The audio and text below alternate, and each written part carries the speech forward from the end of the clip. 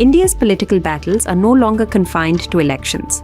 Increasingly, they are becoming battles over identity, symbolism, and perception. And in Tamil Nadu, one issue that refuses to disappear is Udhayanidhi Stalin's repeated attack on Sanatan Dharma. But here is the larger question. Is this really helping the DMK politically anymore? Or is it slowly becoming a liability? The Tamil Nadu Assembly is meant to discuss governance, jobs, inflation, education, infrastructure, law and order, and economic growth. Yet once again, the political spotlight has shifted back to the Sanatan controversy. For many ordinary voters, this raises an uncomfortable but important question. Is this genuine social reform or simply political provocation? Because there is a growing gap between ideological rhetoric and social reality in Tamil Nadu. One of the biggest misconceptions promoted in modern politics is that the entire Dravidian movement was uniformly anti-Hindu or anti-religion. Historically, that is simply not true. Yes, Periyar A.V. Ramasamy was a staunch atheist who aggressively attacked religious orthodoxy and caste hierarchy.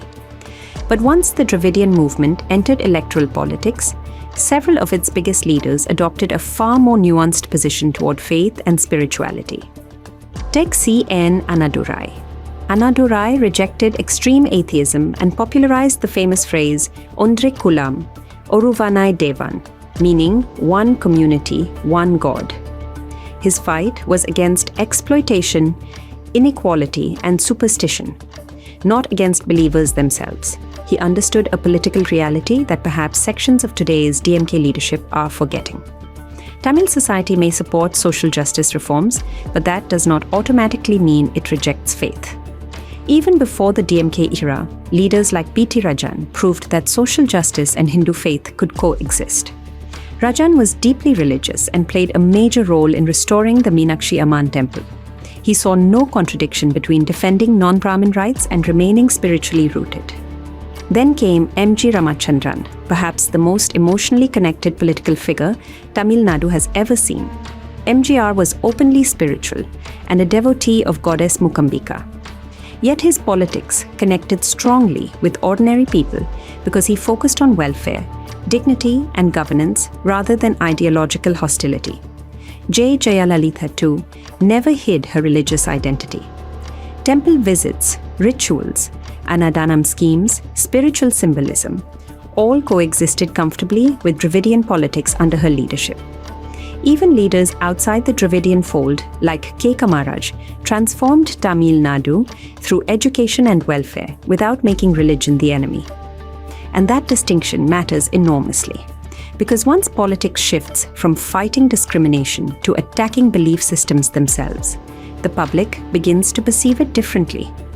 If hateful targeting of minorities is called communal politics, then repeatedly attacking the faith, identity of the majority cannot automatically become progressive politics simply because the target changes. That contradiction is beginning to hurt the DMK politically.